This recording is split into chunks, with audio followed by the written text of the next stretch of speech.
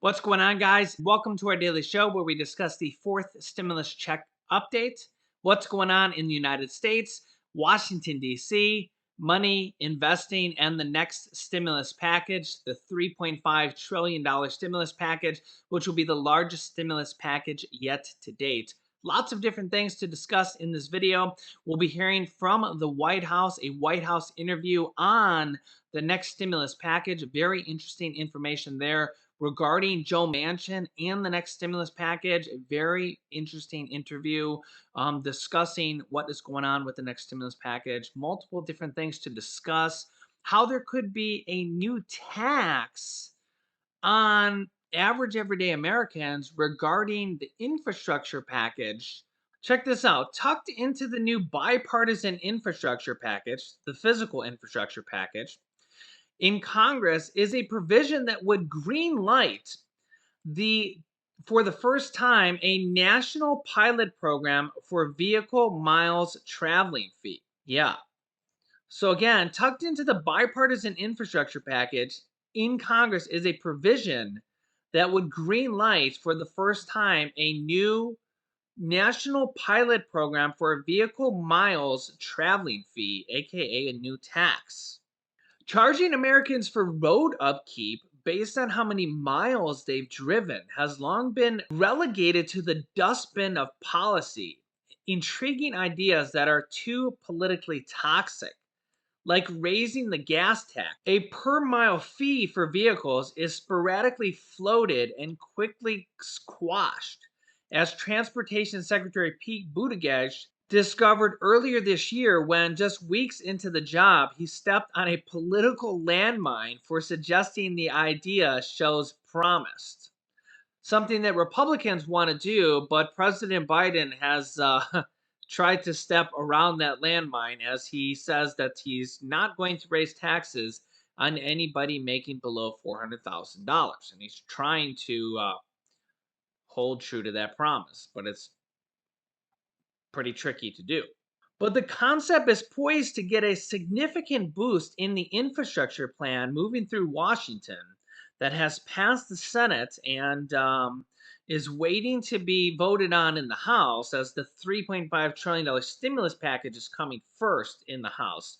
Tucked into the legislation is a provision that would create a national test of replacing the current gasoline tax that's already in place with a per mile fee for the first time ever. So, yeah, there is a current gasoline tax that many people don't even realize is there, has been there for many, many years, and replacing it with a per mile fee instead for the first time ever. It's an acknowledgement that despite concerns about privacy, because they'd have to figure out how many miles you're driving, a vehicle miles traveled fee could be the most logical successor to the current gasoline tax, which feels part of the nation's transportation spending paid at the pump. The federal gas tax, which has not been raised since 1993, most people don't even realize that there is a federal gas tax that's been in effect since 1993, and it's part of the gas taxes that you pay when you go to buy gas, and it's been there since 1993, along with state gas taxes that states have on top of your gasoline when you go to buy, has been steadily losing ground as vehicles become more fuel efficient and because there's vehicles out on the road right now.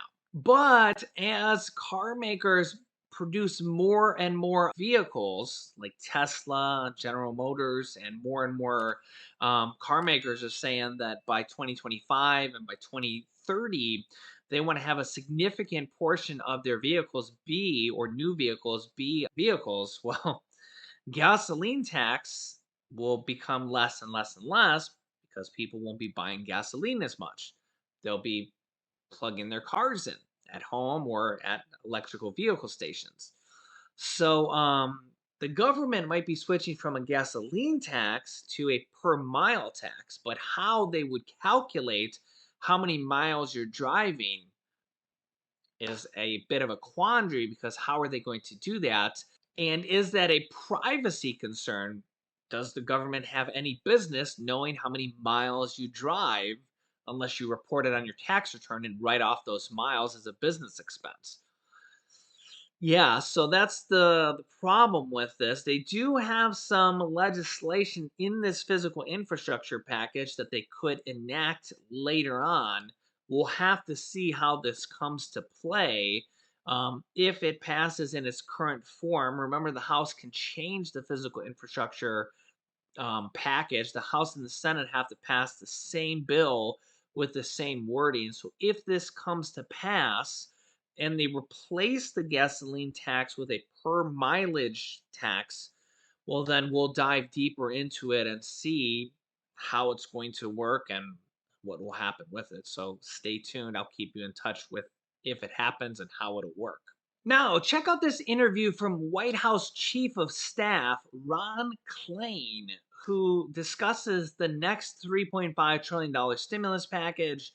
Senator Joe Manchin, how Senator Joe Manchin says he's not sure what he wants to do with this next stimulus package, and he discusses what they're going to do with him, how they're going to work with him, and ultimately what is going to happen with him, and the strategy for the next stimulus package. Check this out. Very interesting interview. The bipartisan infrastructure plan passed the U.S. Senate, and the House adopted a rule for its ultimate passage later in September. But this is very specific. And the reconciliation bill, the reconciliation bill, both the House and Senate have adopted the budget structure to pass it, and the House is now in committee markups this week and next week. How are you going to convince Joe Manchin? We're going to continue. We've worked with Senator Manchin at every step of the way.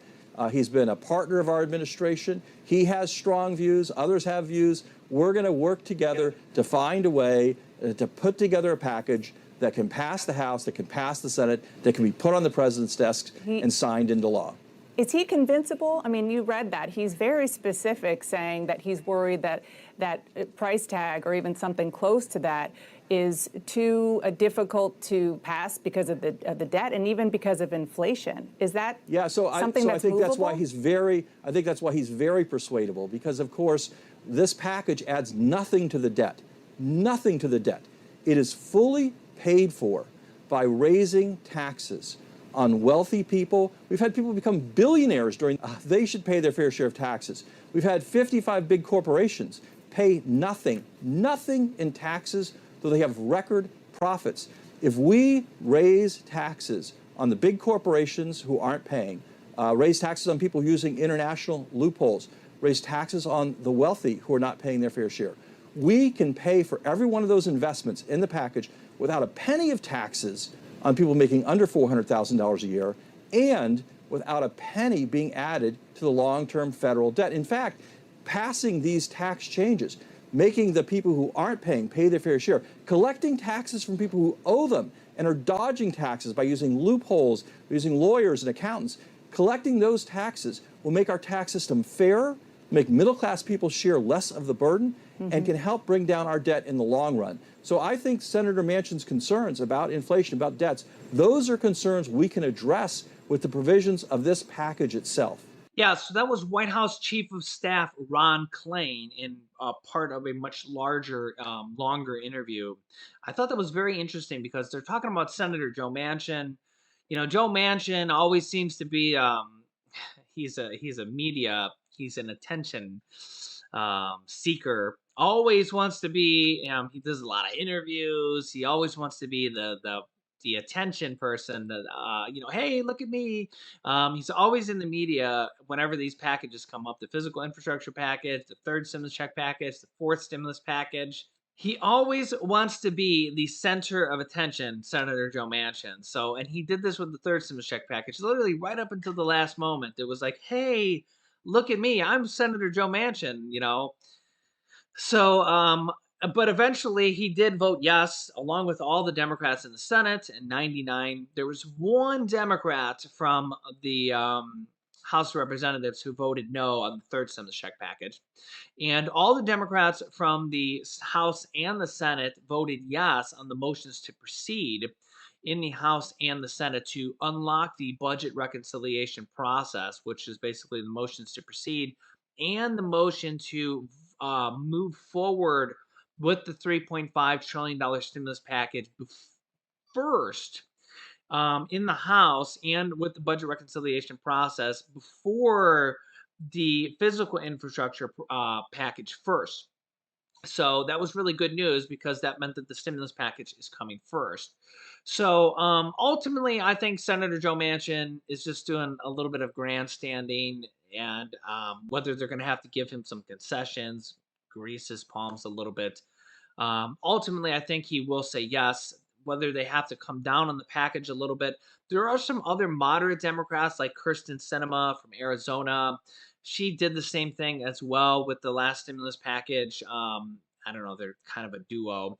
There's a few moderates in the House that aren't really as bad as those two.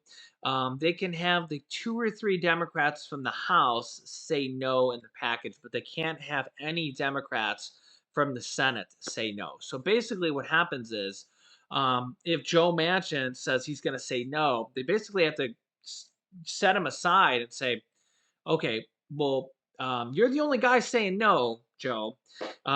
What will you say yes to? Basically, every other Democrat is saying yes. You're the only one.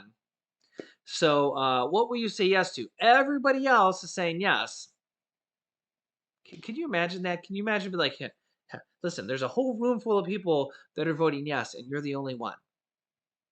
There's millions of people waiting on a massive, massive stimulus package. The whole economy is waiting on it, and you're the only one, Joe. Yeah, just imagine that.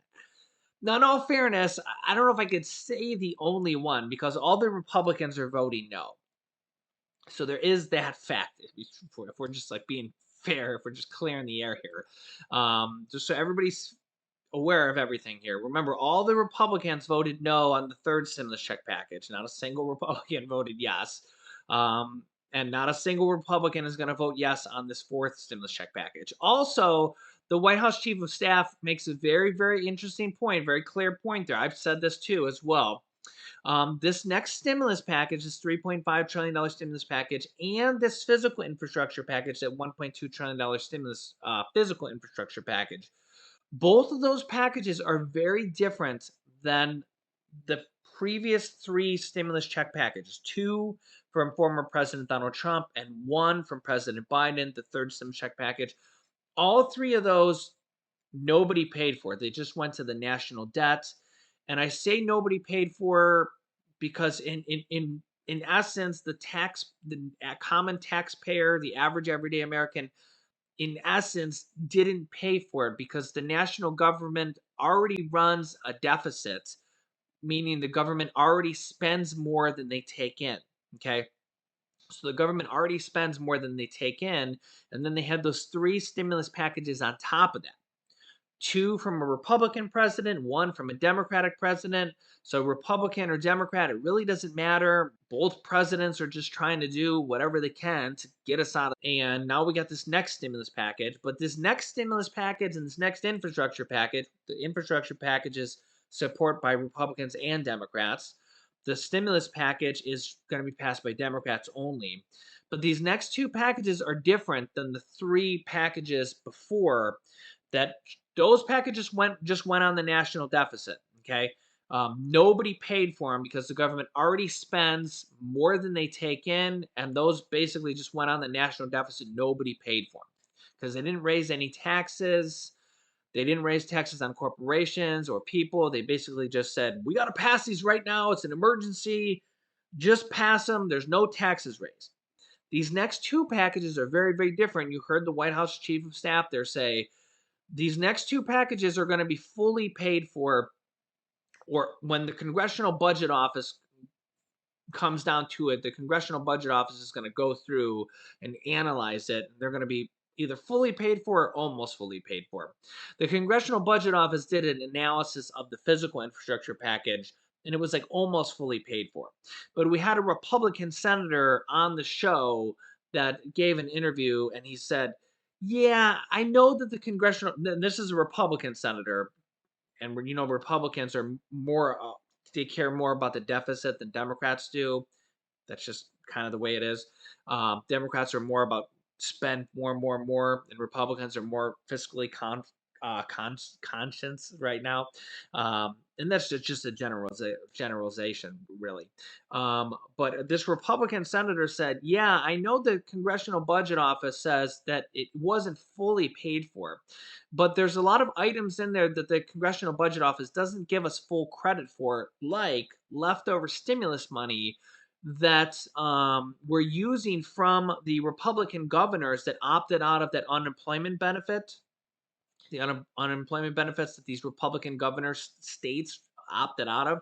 There's billions of dollars there that is leftover stimulus money from those unemployment benefits.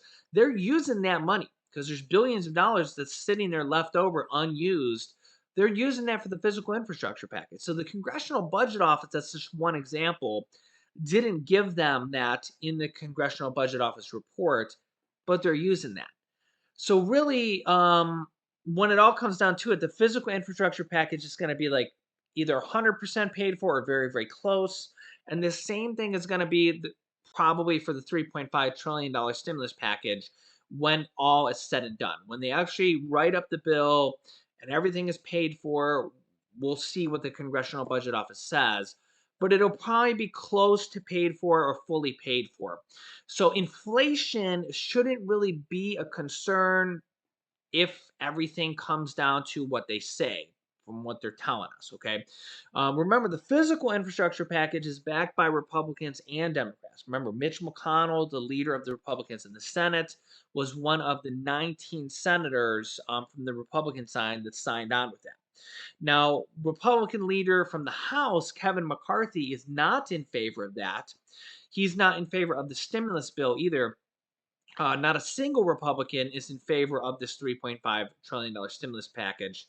So, not a single Republican from the House or the Senate is going to vote yes on this fourth stimulus package.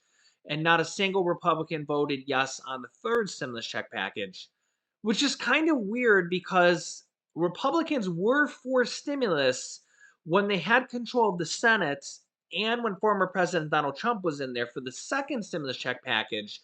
When we go back to as early as December, okay, so former President Donald Trump was in there in his very last month in December.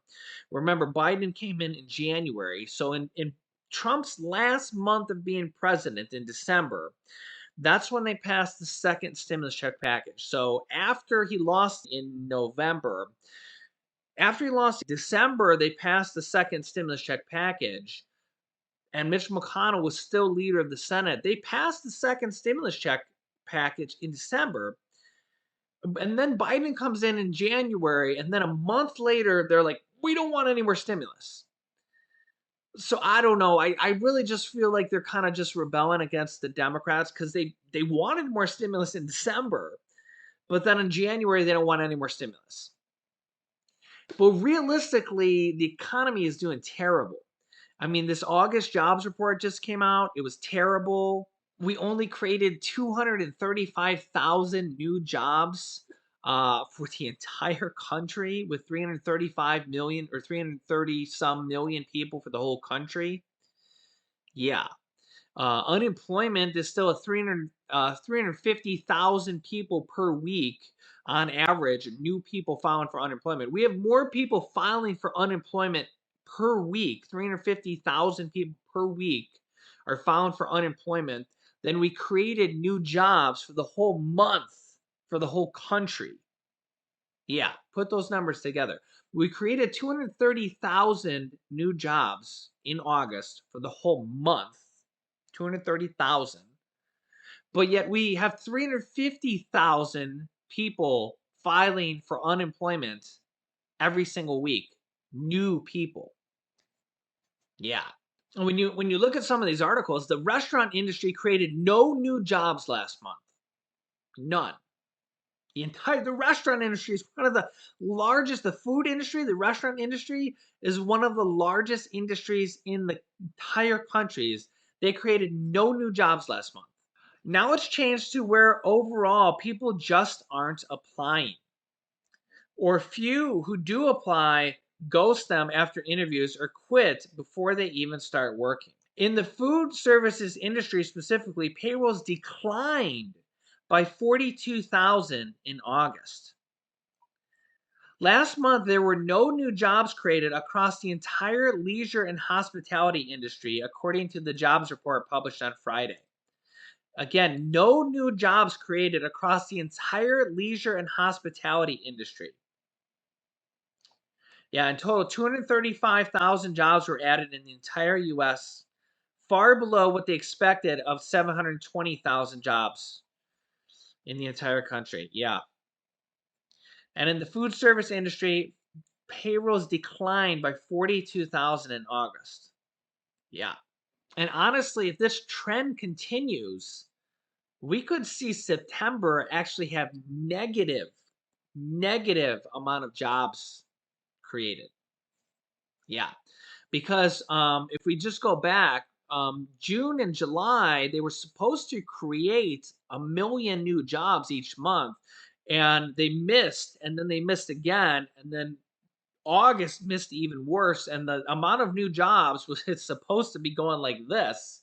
It's supposed to be going up. We're supposed to be coming out of it's supposed to be more and more new jobs created. People are supposed to be going back to work. And that's with already half of the unemployment the unemployment boost numbers have already been gone because of the Republican states. 25 Republican states have already ended unemployment bonus money and the extra weeks of unemployment. Now, all the unemployment ends this weekend. For the rest of the states, more than 7 million Americans will lose the rest of their unemployment bonus money. But honestly, it really didn't help. It really didn't help with the half of the states have already lost their unemployment benefit bonus money. It really didn't help. We saw the tiniest uptick on unemployment. And remember that August numbers were worse than the month before. So if the trend continues, September jobs numbers could actually be negative. Negative. So even with this unemployment bonus money going away, you would think that would make people want to go back to work more or job seek more. But the problem is getting worse. Some people at least are scared to go back to work. And I mean, remember the leisure and restaurant industry created no new jobs last month. And that was with half the states already having unemployment benefits gone or unemployment bonus money. Yeah, the economy is in for a rough ride, guys. The economy is in for a rough ride. The only saving grace that is literally on the horizon is these next two packages.